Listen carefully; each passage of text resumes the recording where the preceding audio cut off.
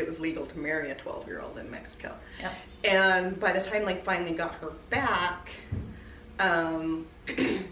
he had brainwashed her. And we can go into that a little bit more later because that whole thing is bizarre as well. And she told them that nothing happened, that she was just having a fun vacation with B. She even seemed upset that they made her come home. And they had her checked out by a doctor, and the doctor did not find any signs of sexual abuse, even though there had been, and it was because of the way that he did it. And so they didn't think that anything untoward had happened, and she wasn't admitting to anything. She wasn't saying and anything. And she acted fine. And so then, even though he had been arrested for kidnapping and this and that and the other, he and his wife, Birch told him his wife, were able to get the Brobergs to sign affidavits dropping the charges. It was all blackmail. It was all blackmail. And that was all blackmail. It was all blackmail on that one. Because they out and out threatened to tell everyone about the affairs that Birch told had with both Jan's mom and Jan's dad.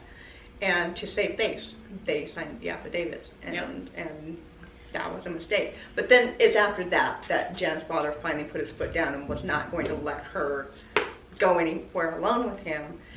And so then she was asking over and over to go up to Jackson Hole where he had a wanting to spend time with them, wanting to go work for him and all this sort of stuff. The mom said yes and put her on the plane, and that's why he filed for divorce and left the house. They ended up reconciling, but then Jan left on her own with him the second time. Yep, but he actually, that time, he snuck in and took her. Like, it wasn't that they were still letting him, like, the mom did send Jan to Jackson Hole, and she flat out said that was the biggest mistake. But she was worried that her daughter was just going to start walking down the road and run away. Because she did. She threatened, if you won't send me, I'm just going to go on my own. Yeah, so, I mean, anybody who has a teenager probably understands where that fear or feeling comes from, but at the same time he was calling her every day and whispering sweet nothings in her ear and manipulating her into sending Jan up there. But the second time that he took her, he hid her in an all-girls school in California, told them he was a CIA agent or something. That just shows you the amount of manipulation that this guy is capable of. Yeah. They didn't think twice about it. When the police, the FBI, calls up this Catholic church, they're like, no, nobody by that name is here. Nobody. They didn't want to admit that they had a CIA agent's daughter staying there because he had made himself sound so real. And that's just... And the FBI had to convince them that, look, if you have a girl there who the father has left her there and has given you some big story, it's not true. It's not true. It's a lie. You have a girl there under an assumed name, and this is what she looks like, and blah, blah, blah, blah, and they finally admitted that she was there. And they went and got her, and she was damaged at that point. But still, she didn't admit anything, even to herself, until she turned 16 and wasn't vaporized by the aliens. Like, the aliens. And you have to... It's so weird to me because, like, when I was growing up in this religion, that was never kind of a thing that came into play until I was older and somebody tried to tell me this. I was like, no, we don't believe in that. That isn't true. And the thing is I go into, so this is the Mormon religion. I go into, this is like bridging Scientology kind of mentality in a way.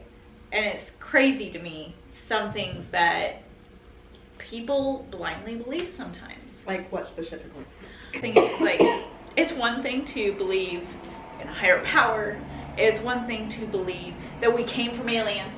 I will fully admit that that could be a possibility and a likelihood, but it's a completely another thing that you sit there and you go, that is 100% true, and you never question it.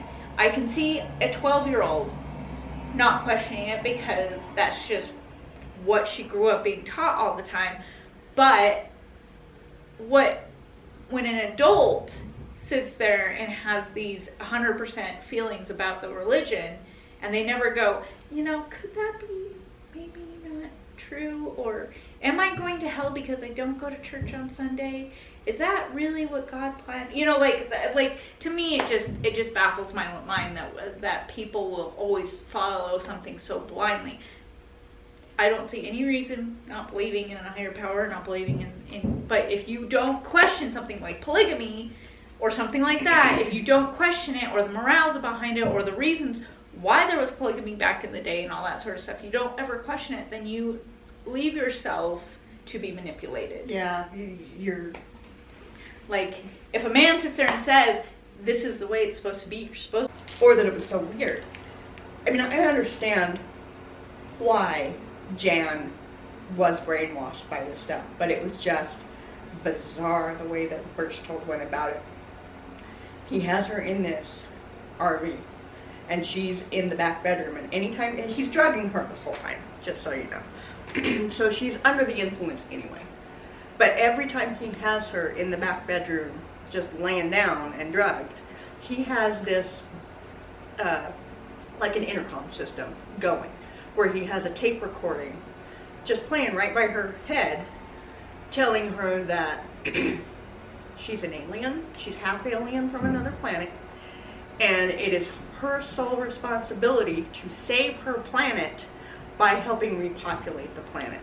She's the only one that can do this, and she has to have a baby with the chosen one by the time she is 16 in order to save this whole race that lives elsewhere in the galaxy, and the chosen one is Robert Berchtold.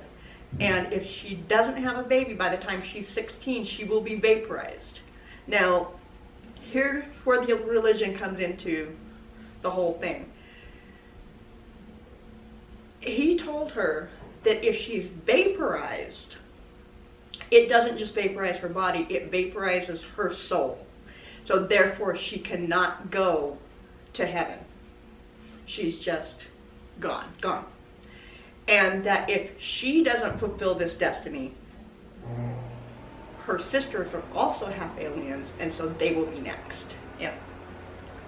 And so later on, she's approaching her 16th birthday, and she knows that she's going to be vaporized and her sister's going to be next.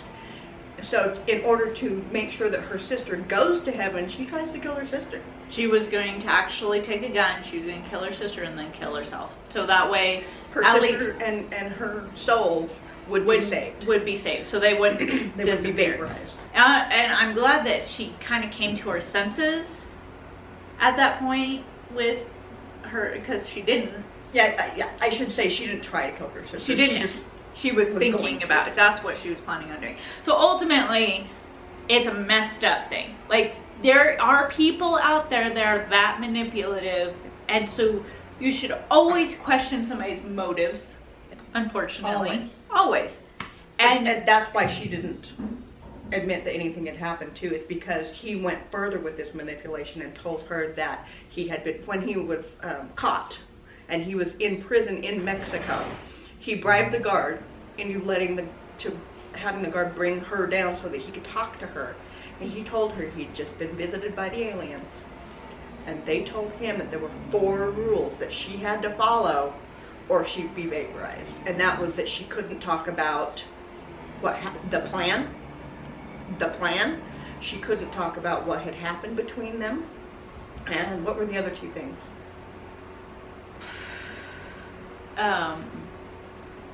Boy, I can't remember. They all went around, back to this brainwashing about getting married, and about like it was pretty much anything. Say that she wanted to be there. It was one of them was just talk about how it was just this great vacation with B, that it was this fun time that they had, and talk about all the parasailing and the vacation stuff, and not. And she couldn't talk about any of the times where she couldn't really remember anything.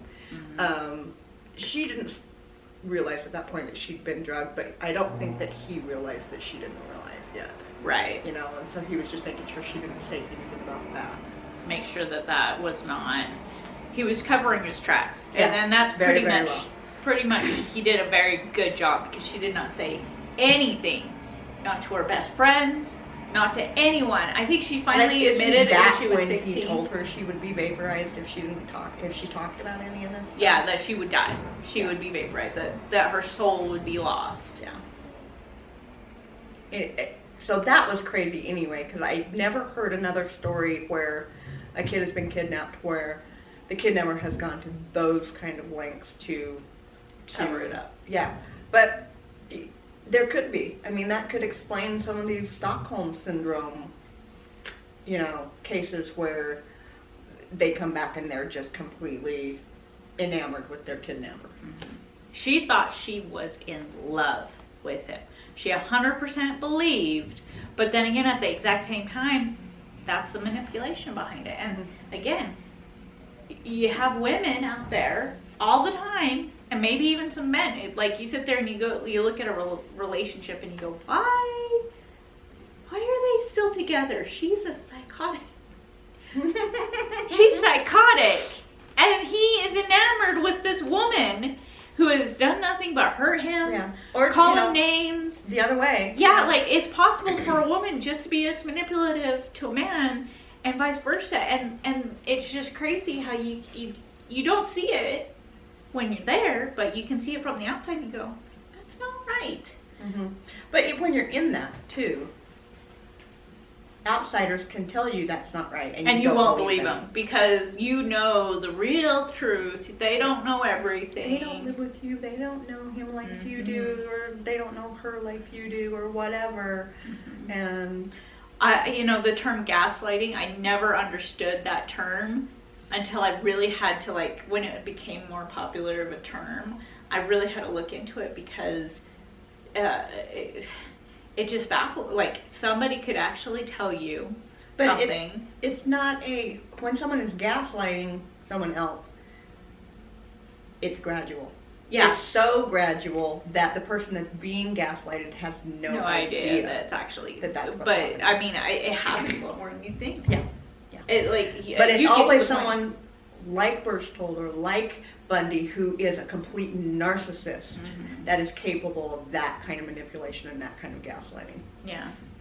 And the sad thing is that now we're in a society that we question everything. Yeah. To a point. There's still a lot of stuff that goes on that I'm completely surprised about, but we question everything. Almost everything, to a point where you won't even, like, males will not have a meeting with a female anymore without leaving the door open and have somebody else in the room. Yeah. You won't plan on a lunch meeting because that it could be misconstrued. Mm-hmm. Like, it's to the point now where we are so to that point, and I don't know what the answer is. Like, you can't be manipulated, but at the same time you can't not trust everyone. Yeah. You have to give some sort of trust up, and it's hard. I think that's really hard. I think it's hard for a woman. I think it's becoming harder for a man. Mm-hmm. So. Mm-hmm.